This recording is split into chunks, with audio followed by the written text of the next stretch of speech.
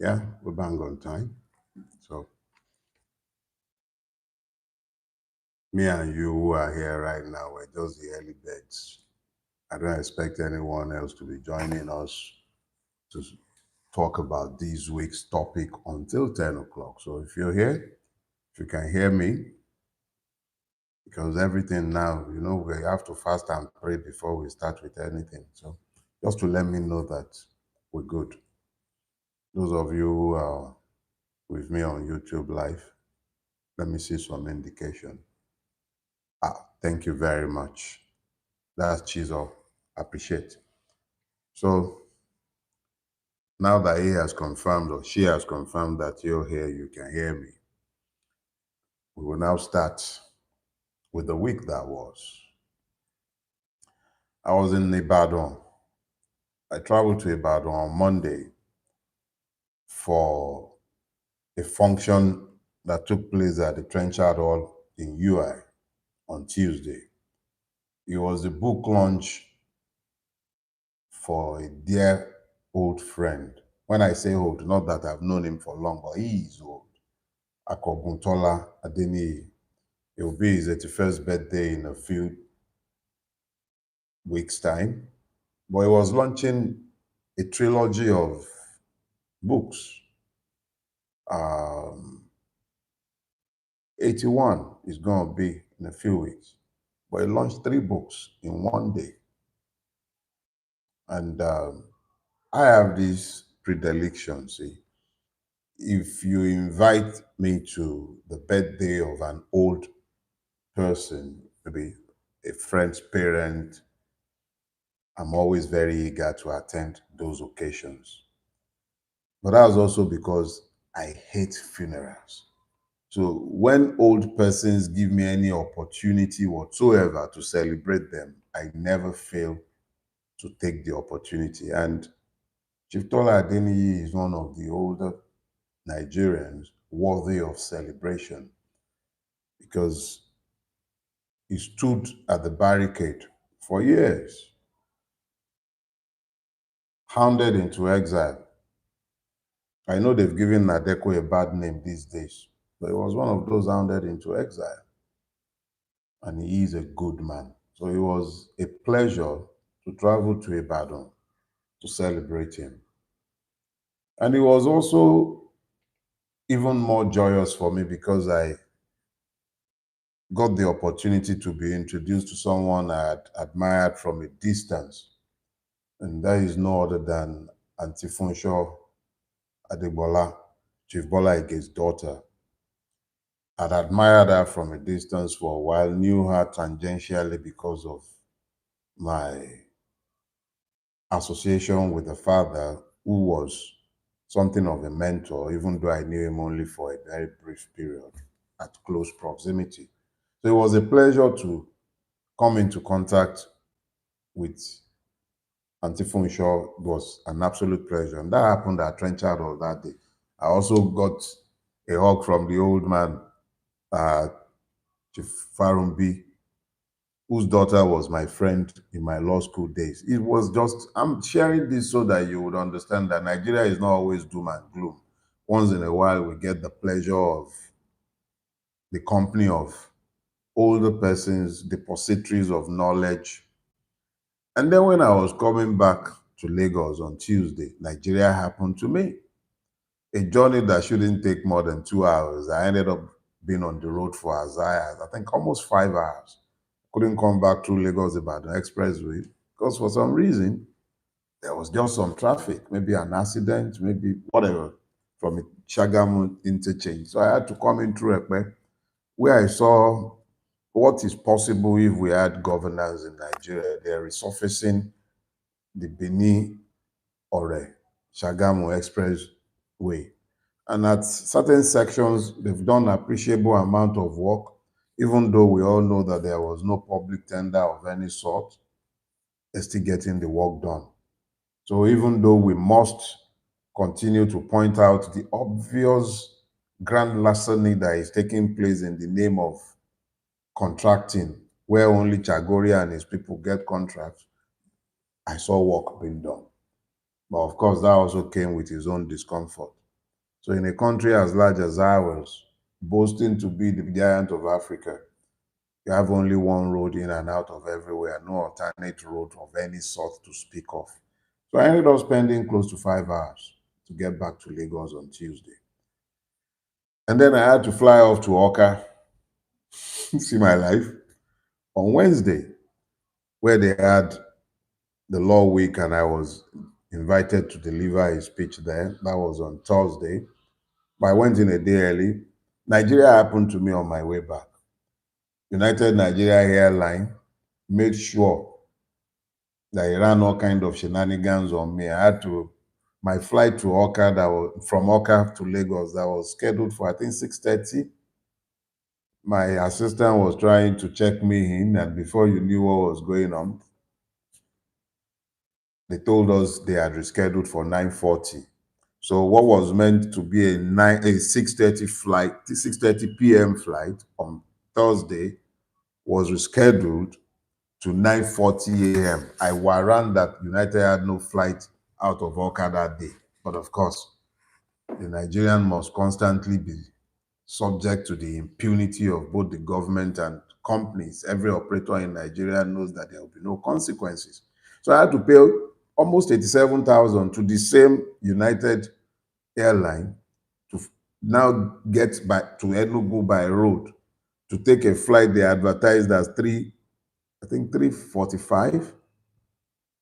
I went by road, left the function in Oka early before his end, left a lot of dignitaries behind, rushed through my presentation, trying to get to Enugu for a 3:45 flight. That flight did not leave Enugu until 5:30. After I had paid almost 87,000 naira extra to the same United. The story of the average Nigerian. Every day we are left as praise to the elements. But what do I know? In that same week I noticed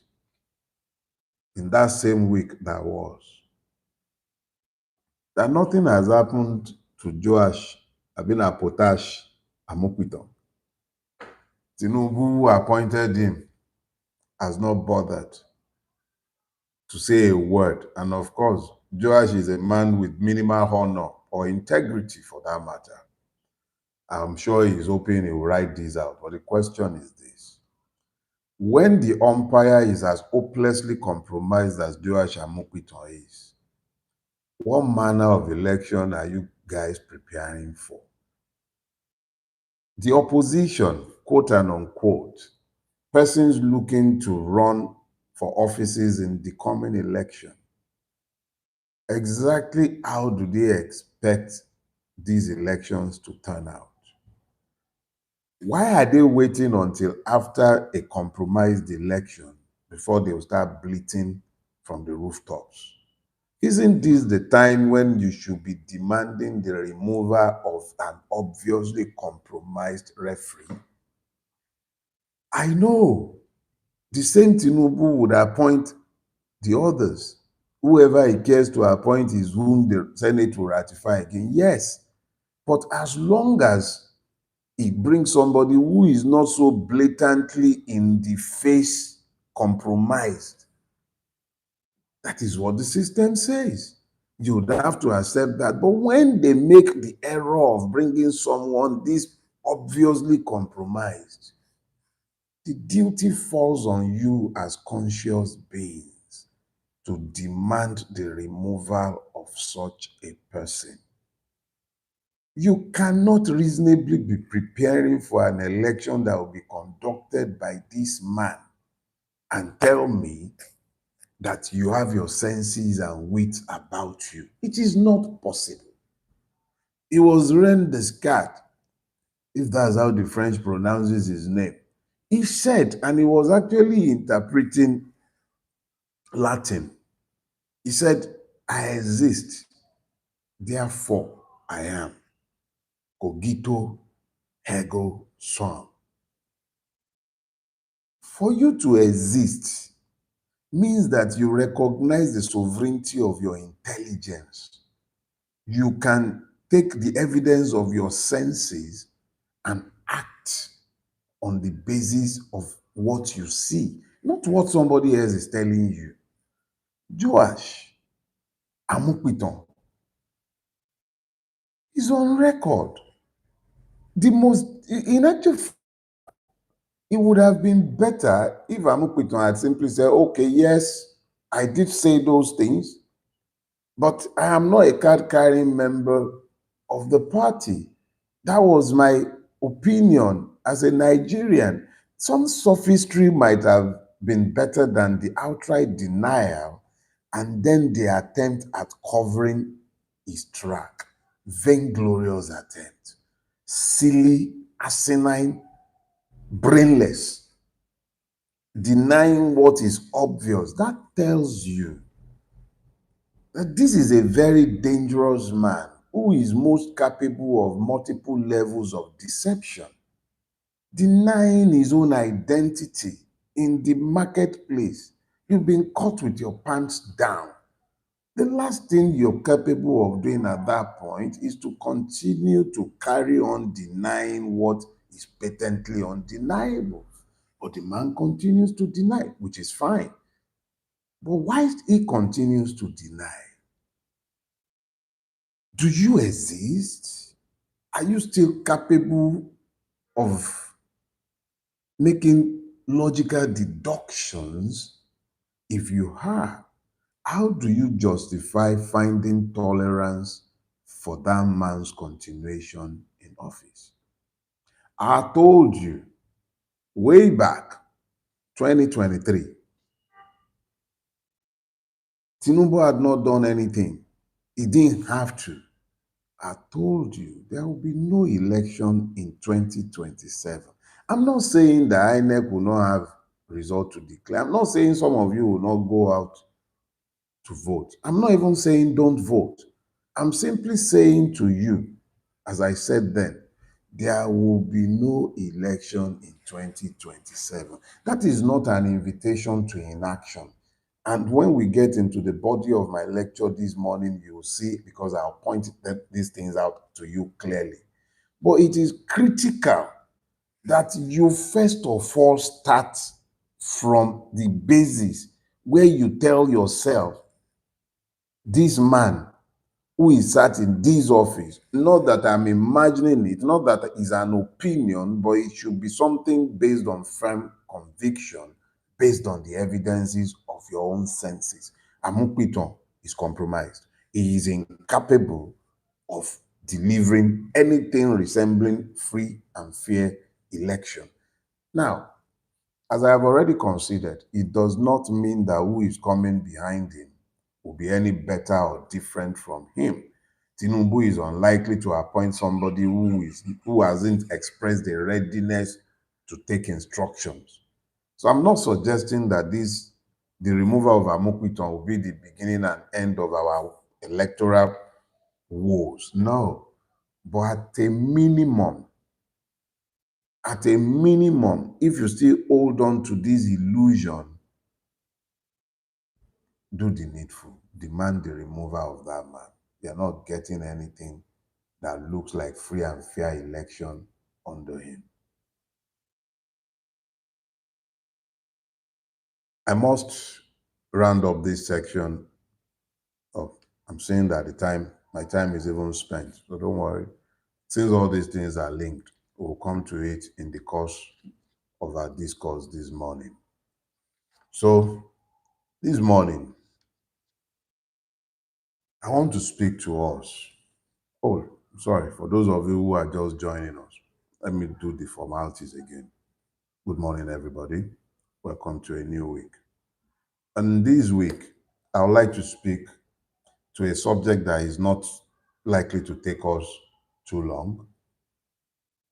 What might take time is the foundation that I have to lay and which I have sought to lay strenuously in the last 2 weeks. And today I want to talk to us about the duty to reconstitute.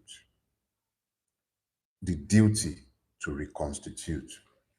Now, in order for us all to be able to follow and so that we would have clarity as to exactly what we're discussing, I'll give a framework. In the last 2 weeks, I taught the duty to rebel. And in teaching the duty to rebel, I started from the foundational principle for the emergence of the modern state, which is the social compact theory.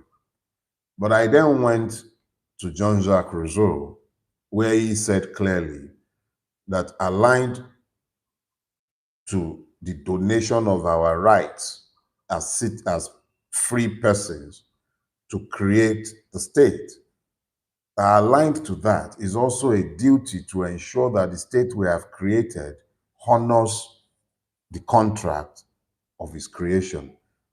So his argument is that when the state fails in its primary duties, particularly the duty to protect lives and properties and to guarantee personal liberties and freedom, that it then falls on the citizens, those who had created the state, to take on the duty to rebel. Now, in the last 2 weeks, I have taken the time to lay the foundation for the duty to rebel. Some of it will be a recap because it is related to the duty to reconstitute. When you take on the duty to rebel without taking on the duty to reconstitute, what happens is that you create the perfect environment in which chaos will thrive. You create the perfect environment for anarchy to prevail. And when those happen, the decadent system that you seek to replace, which is almost always the one in possession of overwhelming force, reinvents itself by establishing law and order, which is the primary reason for the establishment of states. So whoever is able to reestablish law and order, remember, reestablishment of law and order is different from the reestablishment or establishment of a judicious order.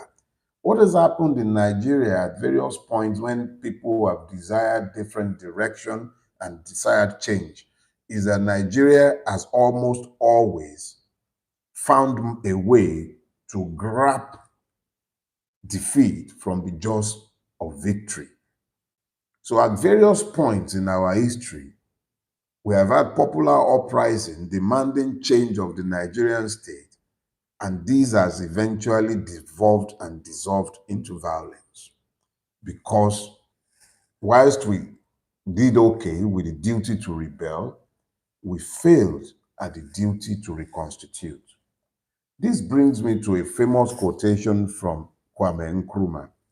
Kwame Nkrumah said, and I need us to listen to this and take the time to deconstruct.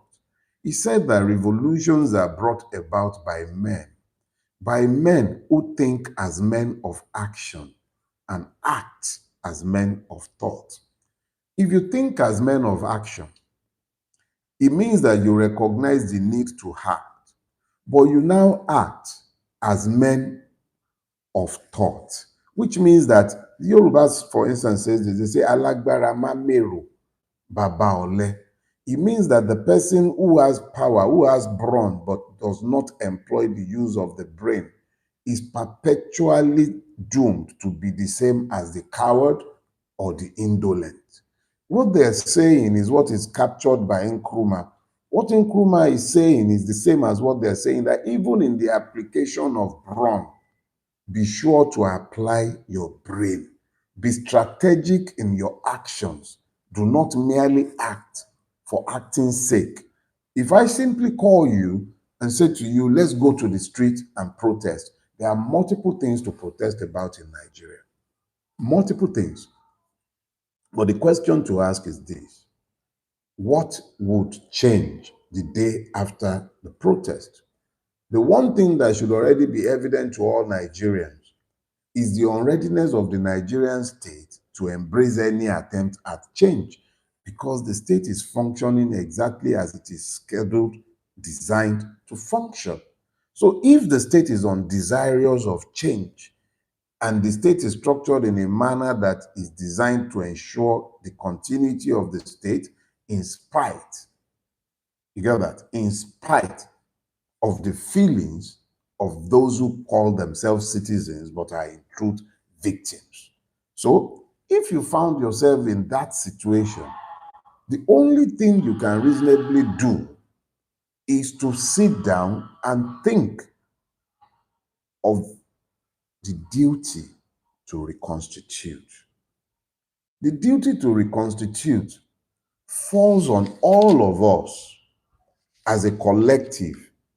And it is that point where you sit down and you are thinking to yourself, okay, so I don't like my reality. But what is the alternative reality that I can set up that renders the current reality obsolete? That is me paraphrasing Buckminster Fuller. Buckminster Fuller says that you do not change an undesirable reality by fighting it. That you change an undesired reality by building a new model that renders the old model obsolete. So when I'm speaking to building a new model, when I'm speaking to using our brain ahead of our brawn to bring us out of where we are, what am I saying? I am simply telling all of us that the Nigeria we are in today is found on systems. The systems of governance is reflective of the priorities of the state.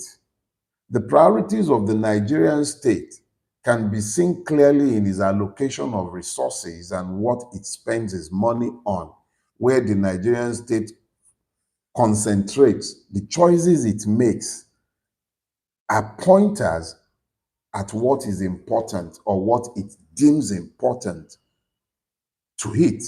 So let's take a look. It is in looking at this that you begin to recognize the duty to rebel, but the duty to rebel is not enough. The duty to rebel must be anchored to a duty to reconstitute, because that duty to reconstitute is what ensures that you have a plan for the day after you have rebelled. Because in the absence of that rebellion, it means that you have become accepting of your oppression and you are looking to your oppressors for your salvation. So here is the thing. Where does Nigeria's money go? It goes towards the maintenance of the rulers of Nigeria in office. It goes towards providing creature comfort for them. It goes towards buying them bulletproof jeeps. It goes towards building them beautiful castles, impregnable, where the poor, whom they purport to rule, have no entry. It goes towards building stadiums that are maintained at more cost than is spent on education. It goes towards building airports, such as the one built in Ebonyi by Umahi, building stadiums like the one Akpabio built in Akwa Ibom. How many schools did they build? How much are they spending maintenance the white elephant projects that they built instead of the infrastructure that the people really need? How much was spent? Nobody thinks of all of these, but these are possible because the system itself allows this to happen. The system is structured in a manner that mimics, I've said this repeatedly, the Nigerian constitution, that fraud, that Decree 24 of 1999, as amended by the beneficiaries, does not reflect a state that has any interest in the interest of its citizens. Because Nigeria, unfortunately, by that constitution, by that fraud, is rendered a state devoid of citizens. Now, if you have a constitution that imposes impunity on a people, and you are now continuing to bemoan the products of that constitution, the judiciary you bemoan flows from that constitution. The army you bemoan flows from that constitution. The police from that constitution. Every structure of the state flows from that constitution. The capacity of Tinubu or anyone sat in the office of the president to appoint an electoral referee flows from that constitution. Every last one of the many ailments of Nigeria that you rail against, you protest against, flows from that constitution. 36 state governors, 774 local governments, plus LCDAs, all of them flows from that constitution. That constitution declares that we, the people of Nigeria, which one of you or your ancestors were part and parcel of that? The reality of the matter is that we have been legally snookered into slavery. You can bemoan Tinubu from now till kingdom come. We did the same with Buhari, and we will do the same with whoever comes after if we do nothing but continue to bleed.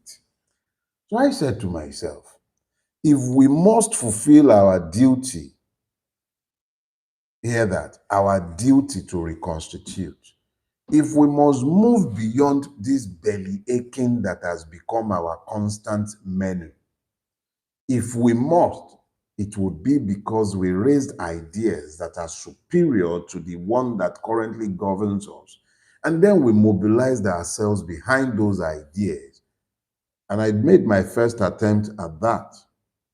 And I believe that was at least 8 years ago or more, actually. It was in 2007. No, 2017. My first book came out, Do Not Die in Their War. Aligned to that book was a 62-page draft constitution. Don't worry, I have very little patience to sit down and be drafting that much. I had the benefit of some of the best legal minds and legal draftspersons who worked with me, particularly Ralph Nwoke. Did a fantastic job. We came up with a draft constitution. And what was behind this? We recognized very quickly that the problems of Nigeria are structural, largely. Me and you are also problems of Nigeria, because no matter how much we seek to tweak the structures of Nigeria, if the mentality of the Nigerian is not tweaked, if the Nigerian does not come to the recognition of the fact that there is nothing special about our madness, and if we remain unanchored to the rule of law, personally become accountable for our actions and inactions, just as much as we are anchoring the state to the same rules, we will not come out of this mess. It will take the concerted effort of all of us and recognition of how far we are falling for us to find our way out of the mess we are in. So it is not just about touching the structures of governance. It is also about we as individuals coming to the understanding of the fact that we must do better than we have, and we really should. It is only in that situation that we can begin the journey to rectitude. But I have used this analogy multiple times, and it is the one that says that you cannot stand in front of the mango tree and be demanding oranges of the mango tree. If you want to eat oranges, you're going to have to uproot that tree that you don't want and then plant the seed or the sapling for the one that you desire. The situation in Nigeria today, without the abandonment of the 1999 Constitution, is that we will continue to circle this mountain and nothing will change. It is in recognition of this that we went about the job of putting together a draft constitution. Now, let me be very clear. I have no presumption of a monopoly of wisdom. I know as a fact that multiple Nigerians who are more disciplined than I am, who are probably even by far more cerebral than I am, have taken time and they have done multiple works that we can consider. But this is the one that we have done. And what informed our understanding is that unless we depart from that iniquitous constitution, the Decree 24 of 1999, we will not come out of the vicious cycle we're trapped in. 36 states, a centralized local government administration, cannot function in what was intended as a federation. The modern founders of Nigeria, the inheritors from the slave master and the colonial masters, sat down and they considered our objective realities and agreed that we will have a parliamentary system of government. They did not want anything to do with the presidential system of government. They practiced this for 6 years. It collapsed. Yeah, it collapsed. And then the military came and gave us another constitution. But at the CDC level, that's the constitution drafting, the Constituent Assembly, they agreed that we should return to a parliamentary system. It took Obasanjo and the Supreme Military Council to thwart that recommendation and take us to the American system. Now, with the American system that was brought in October, then that was 1979, that battered the Second Republic. It barely lasted 4 years. It collapsed. At the end of that, we began the experiment that battered the Third Republic that was aborted again in 1993 with the refusal to declare Abiola the president. And then Abacha expired, and we had Abdul Salam, who dusted up the 1979 Constitution, promulgated it as Decree 24 of 1999. That is what you tout today as the Nigerian Constitution. It is the mother lode of all the evils in this country today. It is the encapsulation of the frustrations of the Nigerian. And we looked at this and we decided that we can do much better than this. And what we did was to take the collective lessons of our history, and we went back to the 1963 Constitution. The 1963 Constitution was the last constitution given to the Nigerian people by the Nigerian people, their elected representatives. They did a better job of the 1960 Independence Constitution, and they formulated a document that definitely wasn't perfect, but was workable. And that was a constitution that was in place by the time the first coup, the second coup, and the Civil War erupted. So we went back to the lessons of our history, and we have drafted a constitution which is already in the public space and has been in the public space for at least 8 years. But I think the time has come when we all need to take note. Download it. It's readily available. If you have Do Not Die in Their War, Imperatives of the Nigerian Revolution, you'll find that draft constitution at its base, is annexed. We need to come to the point where we understand very clearly that the 1999 fraud will not take us into the future we desire. It is not beyond our capacities as human beings to sit down and take a look at our objective realities and suggest ways forward. This is the way forward that we have suggested for the last 8 years. And I am coming back to it now at this time because it has become even much more urgent. What does it really say? The draft constitution is saying that, look, instead of the 4 regions that we had in 1966 before the military coups, let us use the lesson of our history that has suggested that Nigeria should operate on the basis of 6 geopolitical zones. Let us take these 6 geopolitical zones as broadly outlined and has already been broadly applied since 1999. Let each one of these geopolitical zones become regions.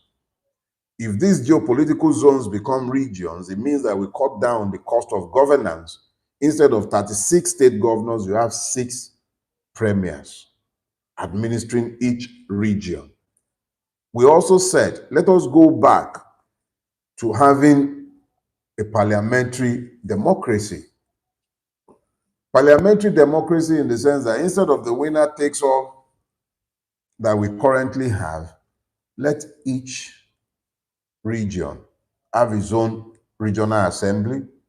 Let those regional assembly members pick their own premier. At the federal level, let us have parliamentarians, and let these parliamentarians come together to decide who their prime minister would be. Now, what we are saying is that the central failure of the 1999 Constitution is excessive centralization of power in Abuja. Somebody sits inside the rock in Aso and decrees what should happen in a state that he has never visited. And then when they deem fit to visit on account of the failure of their primary duty, they spend 10 minutes at airport or the road to Yelawata is too bad for them. And it's not unique to Bulaba. Buhari went to that chair and carried his red carpet with him. That is because they do not feel the pains of the persons that they were visiting. If that was their local MP, let him dare to do that and then expect to be re-elected to come and serve the people he could not empathize with. So we said, let's reverse the architecture of governance in a manner that takes power back to the people. That constitution is founded on the belief that Nigeria is a voluntary federal union of constituent regions, not a state that exists by imperial fiat for the benefit of persons who are not even resident in the country itself.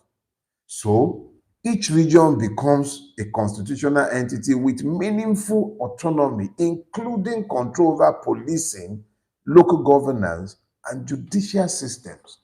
I will remind you that in the First Republic, the Western region had more local governments than the Eastern region and the Northern region combined. It had more local governments because local governments were not the basis for sharing revenue. They were bases and centers for urbanization and development. So any region that was desirous of speedy urbanization or local development built local governments. It took the coming of the military, particularly during the years of Gowon, immediately after the Civil War, to turn local governments into revenue sharing centers, and this led to the proliferation of local governments even in areas where they were either unnecessary or unrequired, but because it had become a way to share the loot of government by the federal government, more and more were created in areas based solely on account of land mass, not based on need, not based on population, but based on land mass. So you have a situation where more and more local governments were created in areas that had large land mass and were the ones in control of the levels of power. Northern Nigeria, particularly the northeast, northwest, part of the north central, where, look, fact of the matter is that there is nowhere in the world where you have a federal system and it is the federation that is administering local government. This only happens in a space like Nigeria, where we lie to ourselves about true federalism. The moment they introduced that word true was the moment you knew the fraud was starting. There is nothing called true federalism in a space where the federal government has any relationship whatsoever with the local government, independent of the state government, to the point where the federal government is even having this illusion that it would get the federal electoral umpire, INEC, the INEC of Joash Amupiton, or whoever is appointed by a president under the 1999 fraud, should now begin to referee and to pretend local council elections. What absurdity. So what we are suggesting is let's go back to where we started from. Where we started from was a place where each region created local government at its own risk, as it sees fit, and as required by its people. The creation of local government should be the business of the federating unit, not the business of the federal government. That is an anomaly that puts the lie, it illustrates the lie of the Nigerian Federation. Now, we also said that there must be a fundamental restructuring of the executive and the legislative. We talked about a rotational ceremonial presidency instead of all this nonsense where you have an executive crew sat somewhere who is busy decreeing what should happen in states and in local governments. Say, no, no more of this. Let's have a rotational ceremonial presidency where each region spends 2 years in a rotating fashion. The real power will be with the prime minister, who will be elected by the parliamentarians who would have come from the different regions. Let it be the parliamentarians who have been equally elected in their constituencies who come together to say, okay, this is the prime minister. His removal is also subject to vote in parliament. We also said that instead of the Senate that we have, let's have the House of Elders. I know our elders have not particularly covered themselves in glory, but it will take Nigerians to save Nigeria. We are not going to bring Ghanaians to save us. Kenyans are not coming to save us. So let's have a House of Elders. Let each region send specific and specified numbers of technocrats to the upper chamber, exceptional and experienced professionals, traditional rulers, as decrepit as I hold them to be, largely, there are still some. And they are still, at the end of the day, representatives of their people, accountable to their people. Let these persons sit in the House of Elders. Let them have the ceremonial powers pretty much like what you have in the Privy Council, or rather the House of Lords in America.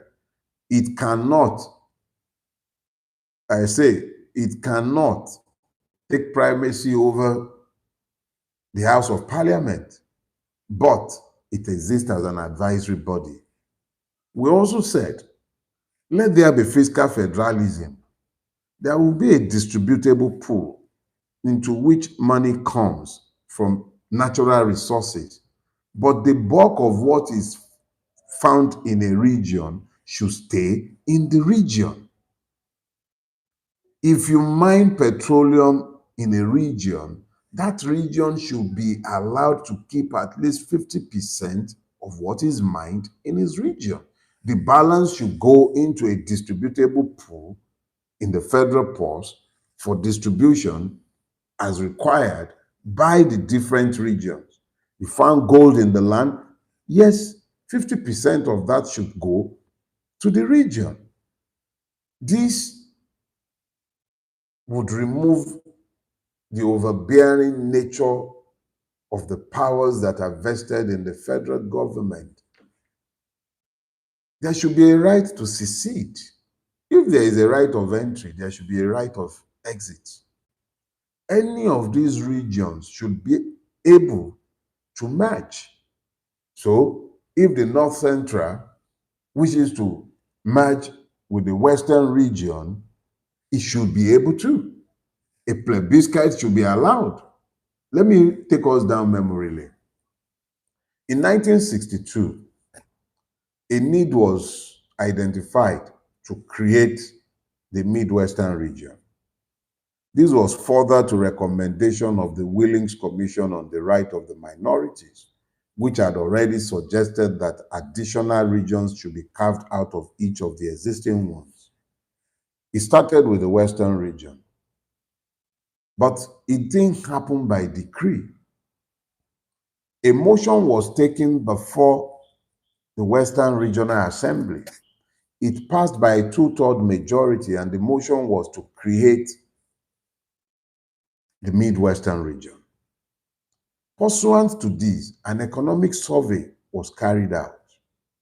Pursuant to this, a plebiscite was held amongst the persons desirous of the Midwestern region. It passed by an overwhelming majority. This was taken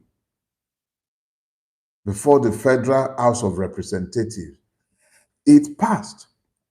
The motion for the creation of the Midwestern region passed by another two-thirds majority. And it was on the back of this constitutional arrangement that the old Midwestern region was found. Now, this was gazetted and became part of the 1963 Republican Constitution. If in 1963,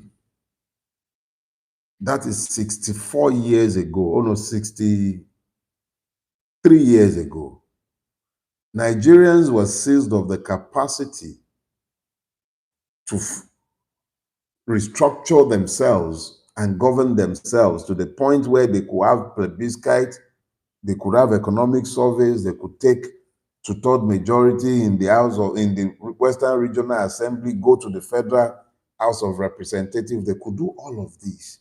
Why is it beyond our capacity in 2026 to envision a better Nigeria than the one in which we are, and to then galvanize ourselves into demanding better than we are currently living with? So the right to secede is embedded in that constitution. The right to join is embedded in that constitution. It's been said variously that the Republic of Benin is Nigeria's 37th state. If we do so good that we become the envy and pride of Africa, others will want to join us. Why is it so difficult to have a clause in our constitution that allows for ascension by other states? Why can't the Republic of Niger join us? Why can't Togo vote to become part of us? What's the idea of ECOWAS in the first place, if not a confederacy of African countries? Why is it impossible for us to be the solution instead of being the problem we have become to our fellow brethren in Africa? In the coming days and weeks, I'll be populating the space with this draft constitution. The reality of our situation is that this Nigeria in which we are living is dying, and will die. It's inevitable. You cannot sustain a country on the back of injustice. And Nigeria, as it is today, has become a bastion of evil, of inequity, of inequality, and of vile evil. Every day Nigerians are slaughtered. They're being killed. Everywhere they turn, they are victims. The Nigerian state itself has become a most malevolent force. Generals are slaughtered. Imagine that. Strike the shepherd and the flock will flee. This is a situation where the lions have stopped hunting the lambs. They are directly attacking the shepherds. If the shepherds are compromised, what becomes of the lambs? Every day, the Nigerian state advertises its complicity. Every day, the Nigerian state advertises its complete lack of interest in what should interest it. The Nigerian is rendered victims of the Nigerian state itself, not just of the multiple actors that the state itself has enabled. And we've come to that point where we must be courageous enough to tell ourselves the truth. The state is complicit and nobody is going to help us except we help ourselves. The Americans put boots on the ground in Nigeria after the Christmas bombing. But what benefit has accrued to the Nigerian victims of insecurity? None. Every day, the lot of the Nigerian is that he's still being killed. Wherever he's found, he's still, at the end of the day, a victim. But let me be very clear. We can keep bleating, lamenting, wailing impotently, or we can take steps to bring ourselves out of the mess we're in. Others would have ideas, and I encourage them to bring out these ideas. But the time for talks are almost done. If we don't act and act very quickly, we might just find ourselves silenced and silenced forever. I encourage you all, visit deliverultimate.com. I derive no commercial benefit from your visit. None whatsoever. I have no advert or anything on my website. But visit the website, deliverultimate.com, download this draft constitution. It's been available to you for at least the last 8 years. But I believe the time has come when we need to be having serious conversations about the way forward. In the absence of a plan for the day after, what becomes inevitable is violence. I desire no violence in Nigeria, even though I know that the operators of the current system have no other response to demands for change other than violence. It doesn't mean that I have to join them, but I do have a consistent and persistent demand for change. But that is better achieved when anchored on ideas. One of such ideas is the one that has bracketed the constitution I'm asking you to download. Let's have your opinions. Disagree with us if you believe that you have a superior position. Share with us. We're happy. In actual fact, we have an updated version of that constitution, and I think that's what I should even put out principally. We have an updated version since we originally drafted it 8 years ago. We updated it recently. Mr. Nwoke worked on it, and I insisted that one of the first things that must go into that is the right to secede. We must understand that we are sovereign beings whose will should not be coerced to the point where we can no longer have rational debates. As I said, starting out, cogito ergo sum. I exist, therefore I am. And I cannot exist and refuse to confront the challenges of my time. When I was in UI for the book launch that I spoke about earlier on, I couldn't but notice the Latin maxim on their masthead. It said, recte sapere fons. To think straight is the fountain of wisdom. You cannot tell me that you are thinking straight and that you believe that a continuation of our current system will deliver hope or change or the future to our children. You can't be thinking straight. Eliezer said, there is guilt in inaction. We must take sides. Neutrality helps the oppressor, never the victim. Before you may take side, it must be that you have come to an appreciation of the issues. Have you? Do you understand the issues? If you do, what do you think is the way forward? I have no monopoly of wisdom. I might very well be completely wrong. But you, what do you think? I'm no Voltron. It will require by far more than me to change Nigeria. It will require all of us, a critical mass of us, before this country may be changed. But you're not going to say I didn't say my bit. So I've come by this week only to tell you that there is a very, very, very deep need for you not only to wake up, but to rebel. But not only to rebel, but to reconstitute. Because in the absence of reconstitution, what you have is anarchy. I do not desire anarchy. I want nothing of the sort for this country. It's bad enough as it is. It requires us acting as men to put this together. I enjoin all of us, please. I'll put out the draft constitution on all of my social media handle today. I'll put it out for you all.